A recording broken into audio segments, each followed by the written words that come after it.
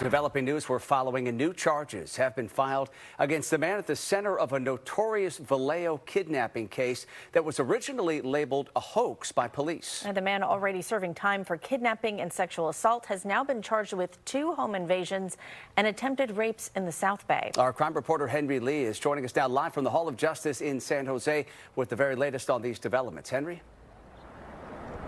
Well, Alex, this case certainly has taken many twists and turns, but the DA says that new DNA evidence now ties Matthew Muller to 2 home invasions, one in Mountain View, the other in Palo Alto, both of which happened years before the Vallejo ordeal. His hands shackled at the waist, 47-year-old Matthew Muller appeared in the San Jose courtroom on charges he committed 2 home invasions a month apart in Mountain View and Palo Alto back in 2009. We're able to bring this perpetrator to justice and that this nightmare is over.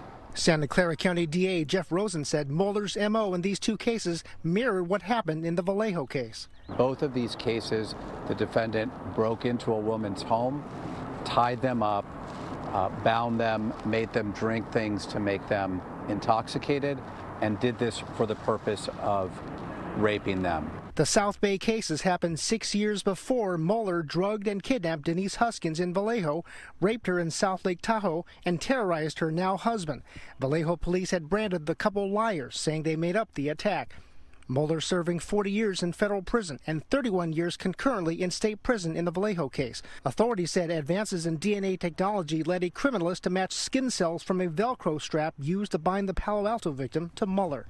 The DA also credited the work of Seaside Police Chief Nick Borges, seen here with Huskins and Quinn in March at a training session for police across the state. The couple urged law enforcement not to fall victim to tunnel vision in solving a case. It was Chief Borges who began writing to Muller in prison. Authorities say Muller made admissions as to his involvement in the Mountain View and Palo Alto cases. At the training session, Chief Borges apologized to the couple on behalf of police in general. We're here because there's so many lessons to be learned where the police really screwed up. I don't know how else to say it. We're not perfect in law enforcement, and I think it's fair to say that there were mistakes made in this investigation.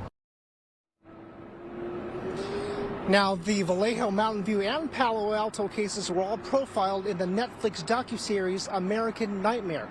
If convicted of these Santa Clara cases, Muller could face life in prison. Live in San Jose, Henry Lee, KTVU, Fox 2 News. Henry, what a wild turn of events for that particular case and that individual. How did investigators, and particularly that police chief you mentioned in your story from Seaside, how did he decide to write to Muller and make the connection that he may have been involved, which led to these new charges? Well, I met that police chief in Seaside at that training session, and he was drawn to the case after meeting the Vallejo couple, the former Vallejo couple who now live in the Central Coast. And from there, he also watched the documentary, was transfixed and upset by what happened to the couple by law enforcement. That led him to write Muller, and Muller, according to the DA, made admissions and offered details that only he knew with respect to both Mountain View and the Palo Alto cases. It makes you wonder what other cases potentially could be connected to all this. It just doesn't seem to end. Henry Lee, thank you for that report.